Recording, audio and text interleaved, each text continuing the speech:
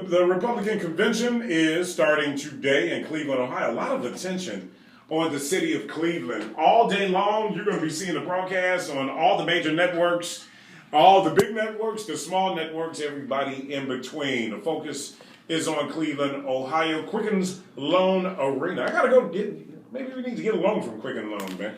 Quicken Loans Arena and everything that's there. Local police there, the Cleveland Police Department, the mayor of Cleveland on edge, as he should be. I mean, this is the city, after all, that Tamir Rice was shot and killed in, man. If anything, that mayor needs to come out and apologize to the family of Tamir Rice, to the African-American community in Cleveland, and try to explain, how a young kid can be shot and killed by his police department. That's a mess, man. Let me tell you, if I lived in Cleveland, I don't know. I'll just say, man, that city should be turned upside down this week, and it might because of the protesters that are coming out there.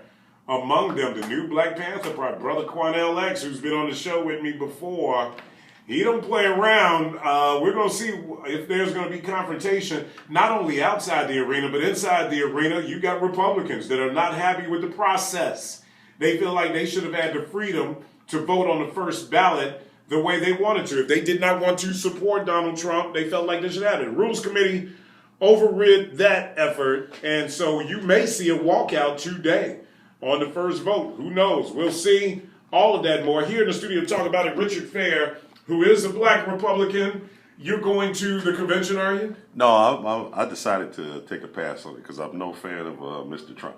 So you're not a Donald Trump supporter, then? No, not whatsoever. So the sentiment that's coming out of the Republican Party, that is the anti-Trump sentiment, what leverage do they have right now? It seems like the party has made the decision to just go ahead and support him. Yeah, they're going to roll with it because, he did kind of win fair and square, so they're going to go with him. But I just think long term he destroys the party because what that man is really actually saying is he's basically going white power. That's what he's doing. Basically what he's doing. He wants to send everybody back to every place except for white people. It's just not right.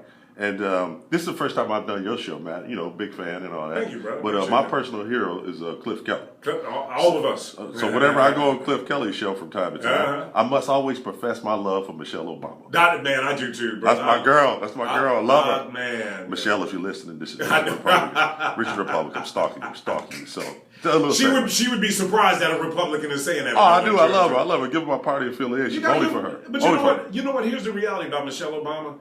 You just got to admit, man. I mean, she is an incredible first lady. Oh, she's the greatest ever. She always stylishly dressed, competent lawyer. Oh, she's the baddest ever. Man, and her mission that she's on, man, with getting people to eat right, do the right thing. I mean, how can you not like her? I love her? And you know what, I will say this too, though. Republicans that do not like the president, they do admit that they like Michelle Obama. They really are very, very comfortable with her being the first lady. So, one of the things I want to say, I'm actually from Toledo, Ohio. And the Tamir Rice and also the John Crawford III, the brother in the Walmart in Dayton. It's just real egregious, man, above everything else. Yes, I'm Republican, and I support conservative values, but I'm a black man first. And I'm just tired of what's happened to these people.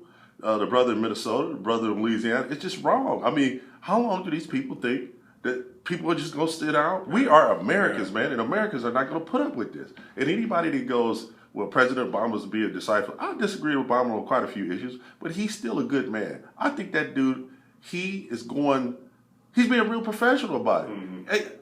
To me, what Sheriff Clark did with Don Lemon, he's childish. Is that crazy or what? I met him at CPAC this year in March. This guy's walking around with a gigantic cowboy hat on and some cowboy boots and a big buckle. He almost Are you kidding me? I swear to God, I got a picture of it. And he almost has like Stockholm syndrome. Like with Patty Hearst. And like, when somebody like him is just a parasite. Because what he can do is he can make a lot of money by going, well, black people are making this up. But nobody's telling women that, if they're being abused, that they're making it up. I don't have no right, man. I've never abused a woman, and I've never been abused. So how do I have the right to say what happens to, one of these fine women that something happened to them? It's just not right, and I'm just not going for it. What Richard is talking about, this Sheriff David Clark was on with Don Lemon last night on CNN. If you can Google it, find some of the footage.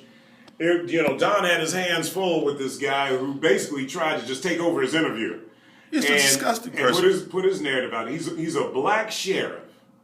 And his position basically is he wants to blame Black Lives Matter for the shootings and I think, look, all of us are sympathetic, are appalled by innocent members of our law enforcement community being shot and killed. There's Exactly. no question about that. Exactly. He's trying to just take it and assign blame, and man, he tried to railroad Don Lemon's interview last night. To me, the black community is being totally fair about this. Everybody that I've seen has denounced the violence, but I don't see the same point of view from the white community a lot of times. It's just not right. So you can't tell me to take responsibility, and then you're not asking the police to take responsibility. And if people don't like it, or they'll say, Richard, you're not a Republican, so what? I'm just being me. So let me ask you this then. How did you become a Republican? Oh, in 1994, the truth is, I'm from Toledo. I'm 45 years old, but in 1994, my best friends, they all got caught up in this murder case. So everybody went to jail except for me. I didn't have nothing to do with it. It was just one of those things. So I'm kind of in between jobs, hanging out. I went to college for a while. We got drunk every day. I'm just like everybody else. Sounds like me and Perry when we did our night show. It was silly. So in Toledo that year, it was a black guy running for mayor as a Republican. And my grandmother, who was my hero, her name was Bertha Fair. She passed in 2003, but she was my hero from Forest City, Arkansas, named after Nathan Bedford Forrest. That's where she was from. Mm-hmm. And we're watching TV. We called her Mama. So as we're watching the guy on the news, Mama used to clean houses. She used to do day work when she was younger. So she used to clean his father's house. His father was a prominent doctor. And Mama goes, listen, go help him, and he'll help you get a city job. So I go meet him, and he goes, well, what do you do? When I got a job, I work in factories from time to time. He was like, well, how do the white guys that are Democrats in those factories, because Toledo was 80% Democrat, how do they treat you? I was like, terrible. He goes, what you got to lose? Why don't you roll with me? So we went down to Columbus. We met Mike DeWine. He was a senator in Ohio for a bunch of years. Now he's Attorney General. And it was love. And the same day we met Henry Kissinger, it was love. Mm-hmm. So this is around the time of the O.J. Simpson trial. So as I kept going, on the issues personally, I'm against abortion. I'm pro-gun. I'm pro-military. I got a cousin on death row who murdered 2 white girls in '86. Mm-hmm. He did it. I'm for the death penalty. Mm-hmm. Not for Southern justice, though. Let's not get crazy. Mm-hmm. But that's how I did it. And so for me, like my mother's a Democrat, man. I'm not into degrading or putting people down. Insult politics, the polarization that we see going on in Washington, D.C., which has gotten us nothing. Nothing. So I'm more about, I think you have to change the system from within. I saw a movie called The Spook Who Sat by the Door. Mm-hmm. And it was almost like around the time when I was kind of new with this. It was a black exploitation movie from the 70s. Mm-hmm. And I just looked at it like, well, the stuff that I agree with, I'll roll with, and I don't, I won't. And so along the way, I mean, here's the reality, man. There's a lot of African Americans were Republicans for years, so there's a lot of core values of the Republican Party that African Americans connect with. There's no question about it.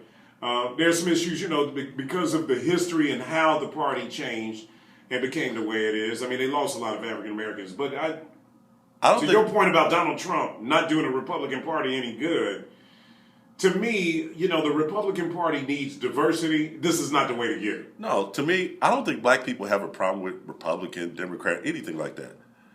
Black people have a problem with racism. Yeah. And a lot of times, Republicans, conservatives, and I'll say it to anybody's face, Rush Limbaugh, I'll say it right to your face, they play this game like white guys are being a victim. Yeah. So Bill O'Reilly, all these guys, they've made a fortune by being just tapping into, That's what they do. It's not right. They've made a fortune. I wish I could have made some of that money.